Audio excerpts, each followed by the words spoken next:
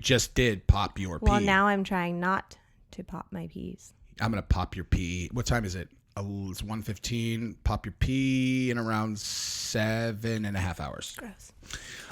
Yeah. Welcome back. Were you recording just now? I was, but I'll edit it out. Welcome back to Play with Matches. Hi. Where unbelievably, you guys, as you saw in the title and the thumbnail, oh my God, P. Diddy facing another woman making shocking allegations. Homie cannot catch a break. This one is unique, though. Gabrielle, why would you say this is the kitty? Hi, kitty. Hi, Jasper. So why would you characterize this as unique versus some of these others? If you were going to take this specific allegation and go, what makes this one? Some of these things are not like the others. She goes off camera. I ask her a direct question. She goes off camera. Sorry, I saw my baby cat. I saw an opportunity to pop my pee. Look at him. He's such a little baby. Give him to me and you answer. I forgot what you were saying. Why is this current allegation again? Whoa! He doesn't want to be on camera. He said, "I didn't sign up for this. I didn't sign a waiver. I'm not part of the show." Are you? I am enjoying being on your back, though. This is great. Really enjoying myself. Welcome to our real life. All right, so Gabrielle, why is this? Because she's a porn star. Correct. Ding ding ding. She is a star that has starred in films where she gets her pee popped in adult films. Adult filmography. She gets that pee popped. Something mean. That sounds so gross. That does sound gross. Sounds rancid. I agree with that statement. So we're going to talk about that today. Mm-hmm. I think we'll also talk a little bit about Blake Lively being a Yeah, you kind of mentioned this to me and I never looked up what was going on. She is a CUN T-word? Correct. She's a dude. And I love Ryan Reynolds. But you've never liked her. I think she's a great actress. I think she's stunningly beautiful. I agree with some of her health choices, but there was something about her personality that I didn't super jive with. So I gotta be honest. We'll see if I'm right. I'm generally, as you all know, an exceptional judge. Very confident in my ability to read people. My read on her was not very good. She's so pretty. That does mess. Like It'll throw you. It scrambles my radar. Your radar. Actually, yeah. I've always known that it does that. You know. And here's a perfect example. I know. I'm married to one. I didn't recognize that she was a sociopathic psycho. Crazy. Jesse, you always say she's such a good girl. I know. And they're like, did you see what you did? What did I do? Oh, I don't know. Oh. So yeah. I got some of the cat's hair in my nose. Mm-hmm. Blake Lively though. So I will give you a super quick rundown. Okay, so super fast rundown. All okay, right. So she produced a new movie that is called something like blah blah. I can't remember, but I should know What's this, it but about? I don't. It is basically a movie that begins looking as if it is some kind of like what do you call it? Like a romantic comedy. Okay. But it turns out quickly turns that the man who is the man side of the romantic comedy turns out to be an abusive psycho. Oh, no. And this is like a really well-known book, and it has really serious content matter. Okay. And so apparently it's called It Ends With Us is the name of the movie. Okay. So the director of this movie is a dude. Okay. Right. Now, I will certainly say that there are lots of these like male feminist types that get involved in stories where it's like, okay, this is about domestic violence, and they're like, I just want to identify with the plight of women, and you're like, okay, like you are coming off very disingenuous. He is not one of those. Okay. He says those things, but I absolutely believe him. Like he's he actually really seems to care. He understands the severity of the serious nature of this type of. It is very serious. Of course. Okay. So he has been promoting the movie that way. Right. Mm-hmm. He also had been using his platform to plug very like real central organizations that exist to fight domestic violence. Yeah.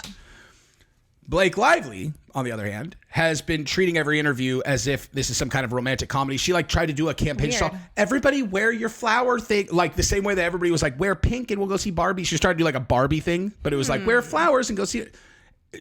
Are flowers like a domestic violence She just did the exact opposite of what this guy did. Okay. But no one noticed that until they were looking and they're like, how come the director's not in any of the organized stuff? Because her and Ryan Reynolds produced the movie. It's their movie. Okay. And he's just like absent. And everyone's like, where's the dude? And so people started looking into it and they realized that's like a very consistent thing that like they are clearly not on good terms. Okay. So what happened, it turns out, was he directed the film. He had his edit of the film, and his edit was very serious. It was like a drama that is meant to, you know, whatever. Like reflect the actual piece of work that it's based on? Correct. Okay. And really demonstrate that, you know, Domestic like violence is it's bad. terrible. Yeah. Blake Lively watched it and she was like, ugh, it's too serious. So they got into it over some creative choices, and what they landed on to be whatever was she was going to do an edit of the film. Okay. And he was going to have his, and then they were going to show it to a test audience, and then they were going to decide which was which, right? Okay.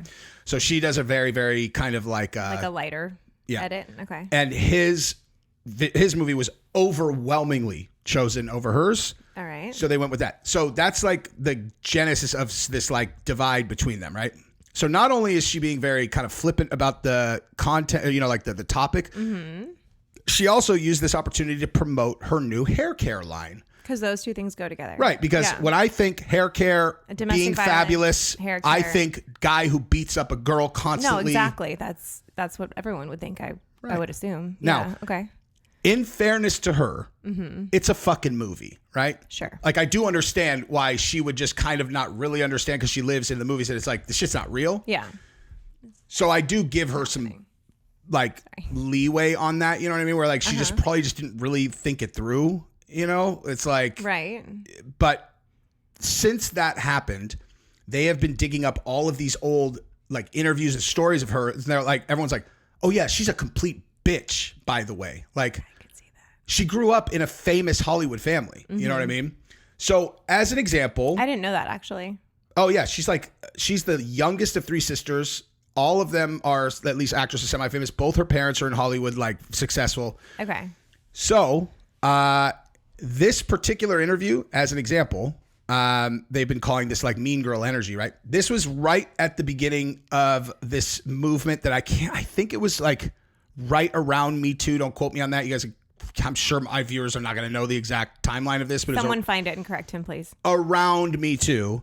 And it had to do with interviewers asking sexist questions to female actresses. This all started. It was like a setup thing, or it was like one of those things where these people who have absolutely perfect lives try to find a problem. They're all, oh, would you ask a male actor that question, you scum bucket? Like that post I showed you earlier.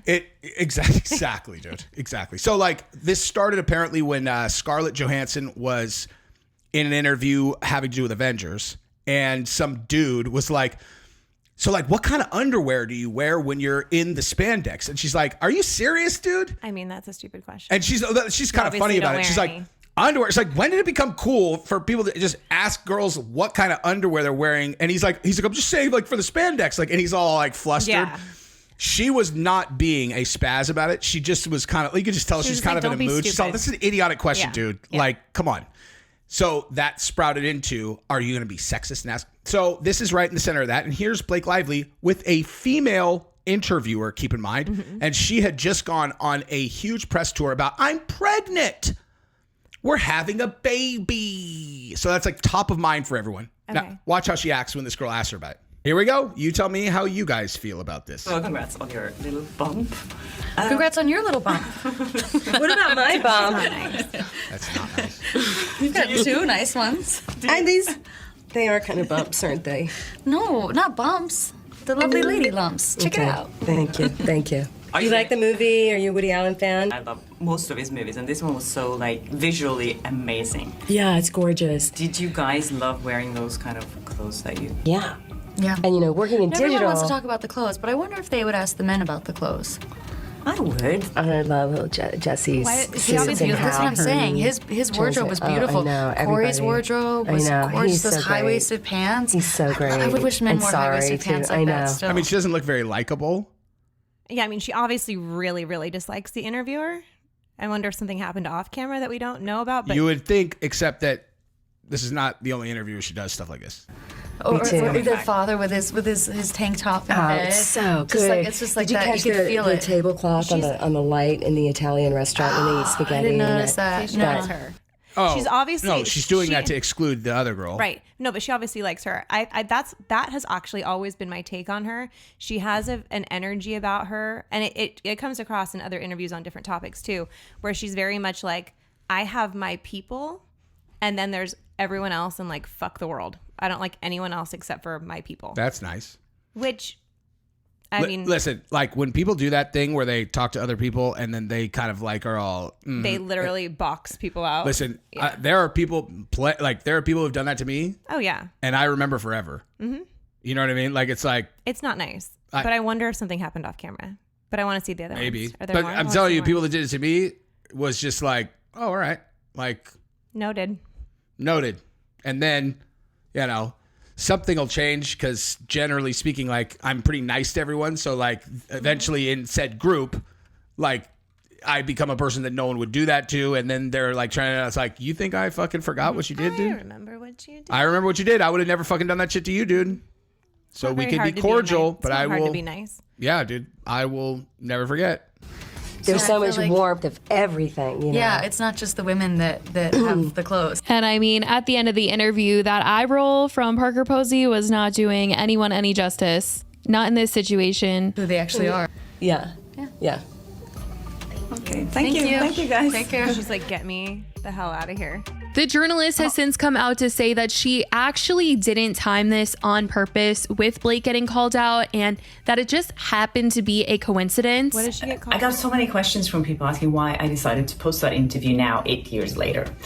And the reason for that is that I right. got contacted by another reporter who told me a story that was a little similar to this one that he had experienced. And then we started talking about comparing notes about this. And then No, because she remembered. Because you don't forget when someone does that to you. Right. She's like, oh, here, I got but one for you. saying it's not related. I just felt like doing it now. That's ridiculous. Ridiculous. Of course, she knew exactly what she was doing. Yeah. I just felt like, you know what? It's not okay to behave like that. And I think it needs to be called out. So wait, I thought it wasn't related. Oh man. So it just wasn't See, really maybe related. She's just not It a very wasn't likable person. I don't Hang really on. like her either. Hang on. It wasn't related, But here's what happened. I did it directly because of this, dude. but it's not because of the timing. It's That just, I just felt like is- it needed to be shared. That's one of the Right weirdest now. things I've ever seen. You're like, I want to see other ones where she's mean. okay, let's see this one. I don't even know what this one is. I haven't watched this particular video. Be giving her some side eye in public, and others are looking way more deep into these videos, thinking it was a sign or something that we should have noticed from back then. One video is of Ellen Pompeo at a fashion show, and she is sitting next to Blake Lively, and the caption of this video is, "Did Ellen Pompeo try to warn us that day? I think she knew before everybody else did." As she seemed to not want to interact with Blake and just chats with Wait. her fellow Grey's Anatomy co-stars. So because she boxed Blake out and was a fucking bitch to her, now we should have known Blake was a total bitch because this girl was a bitch to her. This is a stretch. People are This is stupid. reaching. This is reaching. But I do not disagree that Blake Lively has some super bitchy tendencies. Oh no, I know. I told you, dude. Yeah. Here, let's listen to Smart Girl. I really, really, really, That's really, her- really like her. Who is she? This is Blake. What's her name? Blake. Oh my God, Cooper. Oh my God, the comment section with. Is her name Blake also?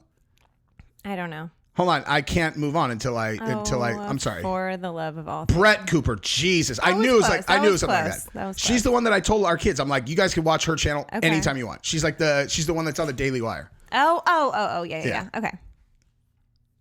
Good God. Oh my God. Get it together. What? Oh, there it is.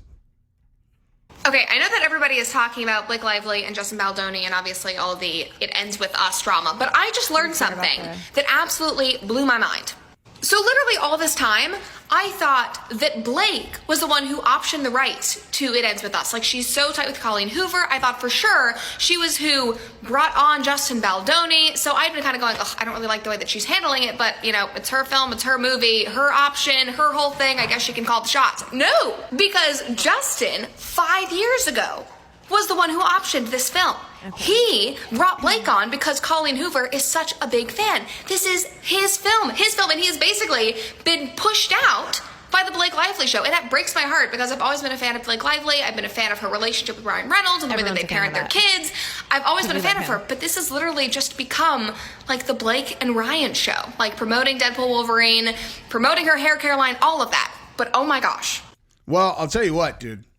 The drama is fantastic for that fucking movie because I want to go watch it now. You want to watch a movie about a dude that beats the shit out of a girl? He might even kill her. I don't know. Like, it's like gnarly. Doesn't mean it's not a good movie. Oh, God, Gabrielle. What? What movies do you ever want to watch where a person gets beaten up and killed, and that's the point of the movie? You want to see the Barbie movie?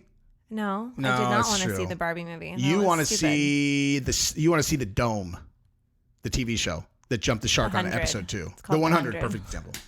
No, I watch those when I'm going to bed so that my brain doesn't get engulfed in it so that I can fall asleep. I like to watch good films. If I'm going to watch a movie, if I'm going to go to sleep, I need something stupid so that my brain doesn't get wrapped up in it and keep me awake. Okay. There's a method to my madness. That is fair. Thank you. So now let me give you something really stupid. So I can go to sleep? Yeah, so you can go to sleep. Perfect. Let me go back. Where's the Diddy thing, dude? There we go. Let's talk about something changing gears. Stupid. Diddy! Look at those melon hats on the side. I know. They advertise melon to me all the time. We love melon. Yeah. Okay. So, Adria English, a former adult film actress who definitely doesn't need money right now, filed a civil suit in July accusing the music mogul of grooming her into a trafficking victim.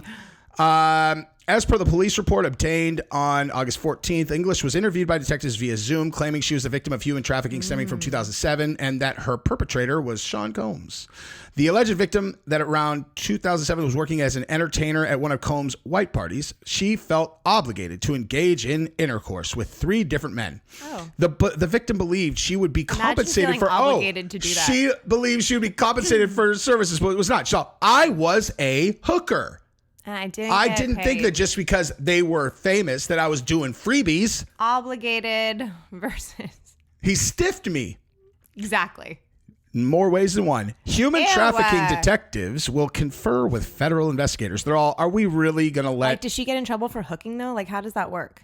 I don't know how I thought it was going to be compensated. They're like, so you're a hooker. She's like, no, I meant obligated. I meant like a music, like a record deal. They're all still hooking. But you were any exchange for goods or services for that is hooking. And she's 44. Which means that in 2007, she was an adult. 27. She was an adult. She was 27 years old. Being groomed at 27. This is ludicrous. Obscene. This is another one of those, like, just, let's pile it on. Oh, we're doing this? I could get some money? Yes, okay, exactly. Me too. I have a story too. Yeah, here we go. In the civil case, I'm an adult film star and I had sex with 3 rappers. And you know what? I was groomed. I was groomed at age 27. Get out of here, dude. In the civil case, she filed back in July. Married and pregnant at 27. Like, you're a grown-ass adult at 27. Yes. Get your life together. Claims that, 27, dude. Claims that while employed between 2004 and 2009 as a go-go dancer at Combs' now infamous white parties, the disgraced rapper gave her drug-laced drinks and forced her to have intercourse with his guests. I believe the drug-laced drinks part. I do believe that. Wait, but hang on. It said white parties, which means you went to multiple. For more. So every time you drank one, she's all, I feel funny. Can I have more of that next time? Can I come back next weekend? Get the fuck out of here, dude. Stupid. 44-year-old, whose stage name is Amanique, alleges that she was used as a sexual pawn for the pleasure and financial benefit of others. I wonder who put that sentence together, because it certainly wasn't her. A sexual pawn. Let's watch her. Gabrielle, am I your sexual pawn? Yes. Sexual pawn. Yeah, right. In a 114-page complaint filed. 114 let's listen to her. Page. Yeah, please. Wow. Yeah, she's the one that came up with the sentence "sexual pawn" for sure. Listen, I can tell. What can you tell from this? I can tell straight up. Definitely, had she not met like Sean Puffy Combs, she would have graduated from Harvard. She would have a law degree. Yeah, it's his fault. He groomed her into this life. Listen, you can see it. You could see it. You can see all the potential. A genius who just was derailed by Sean Combs. Another one. She was just dancing to get through college, Diddy. Don't get me wrong. Diddy's a horrible man, and I do not like him. But this is bullshit. Yep. No matter how many lawsuits are filed, it won't change the fact that Mr. Combs has never assaulted or trafficked anyone. We live in a world where people can file a lawsuit for any reason without any proof. Fortunately, a fair and impartial justice. You know what I just remembered? What did you remember? I don't know. I don't know why I've never told you this. Oh, no. Let me brace myself. Who's someone rich that we used to know? Used to know? Yeah, that like we're not friends with anymore. Anyone? Probably. They groomed me. Oh. Are you okay? I don't know. I'm trying to think of who it Do is. you need to talk about it? No, I just need to sue them. Who is Oh, duh. Okay. it? There's got to be someone. We'll figure it out. We just stay friends with everyone. They have to be a former friend. You know what I mean? We'll get there. We don't even have any. We don't have any. Like That's how we'll make our millions. We don't. We have millions. Or more millions. We don't lose friends. No. Because we are nice. Yes. And we always look to help people. I was having this conversation again yesterday with Brittany. And we were talking about like being nice to people and like how that's such a legacy. And it's one that I am genuinely so proud of. And it's like, it's not hard to be a nice person. We were talking about like mean girl bitchy cliques because there's so many cliques everywhere and people who are like, oh, we need this and we don't like those people. And we were just talking about how the fact that we could bounce from everywhere because I was a cheerleader, friends with all the jocks and like the popular crew, but also in the AP classes. So I was with like the nerdy people and I could just bounce around anywhere. Just like be nice to everyone. Exactly. I don't understand. Same as my life has always been. I will just give recent examples because they're with like, you know, people with big public profiles. It's like, okay, everyone knows, I won't say their name. Like everyone knows this person and this person do not get along at all. Mm-hmm. Both of those people like who I'm friends with know I'm also friends with the other one. Yeah. And I speak about both of them on the channel and they have zero issue with it because I've made very clear to everyone, I'm not playing that, dude. Like I'm out of that game. They're like negative game, shit on this person, shit on this. So I'm not playing. Stupid. If I'm shitting on you, trust me, you suck balls. Just objective. And if I do it more than a few times, it feels gross to me. I'm only doing it because I got trapped into the role where I'm like, okay, everybody knows this guy did something shitty. I have to light him up. Like P. Diddy.